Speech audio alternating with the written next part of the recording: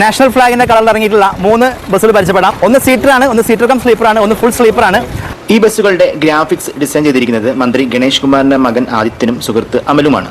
Ashok Leyland 13.5 മീറ്ററിൽ ബാംഗ്ലൂരിലുള്ള SM Kannappa Prakash അവരുടെ കെപ്പല്ല front and back ലുക്കിലാണ് ഈ ഒരു 3 ബസ്സുകളും ഡിസൈൻ ചെയ്തിരിക്കുന്നത്. 248 HP പവറും 900 Nm ടോർക്കുമാണ് അശോക് ലൈലാൻഡിന്റെ ഈ ഒരു എഞ്ചിൻ പ്രൊഡ്യൂസ് ചെയ്യുന്നത്.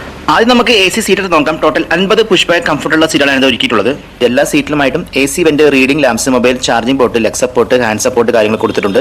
തീപിടുത്തമുണ്ടാകുമ്പോൾ ബസ് സ്വമേധ തീയണയ്ക്കുന്ന ഫയർ അലാറം പ്രൊട്ടക്ഷൻ സിസ്റ്റം, അതുപോലെ എന്റർടൈൻമെന്റ് സിസ്റ്റംസ് എല്ലാം ഈ ഒരു ബസ്സിനുള്ളിൽ ഒരുക്കിയിട്ടുണ്ട്. ഇനി നമുക്ക് AC ഫുൾ സ്ലീപ്പർ അതുപോലെ AC സീറ്റർ കം സ്ലീപ്പർ ബസ്സുകൾ പരിചയപ്പെടാം. ആദ്യമായിട്ടായിരിക്കും വോൾവോ കൂടാതെ ഒരു ഫുൾ സ്ലീപ്പർ ബസ് KSRTCയിലേക്ക് വരുന്നത്. ഫുൾ സ്ലീപ്പറിന്റെ ഇന്റീരിയറിലേക്ക് വന്നാൽ 36 സ്ലീപ്പർ ബർത്തുകളാണ് 2+1 ലേഔട്ടിലായിട്ട് പ്രകാശ് ഇതിനുള്ളിൽ ക്രമീകരിച്ചിട്ടുള്ളത്. എല്ലാ ബർത്തുകളിലും back support, AC vent, reading lamps, mobile charging USB and C port, അതുപോലെ മൊബൈൽ ഹോൾഡർ, ലഗേജ് ബർത്ത് കൂടാതെ ബ്ലാങ്കറ്റ്സും പില്ലോകളും KSRTC പ്രൊവൈഡ് ചെയ്യുന്നുണ്ട്.